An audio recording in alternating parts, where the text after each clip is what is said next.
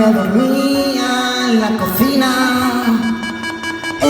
me abrazaba y se tumbaba encima mía. No te preocupes que esto pasará, mañana estarás bien. Y me cogía la cabeza y la metía en su jersey. Él nunca dudó que me quería a pesar de todo.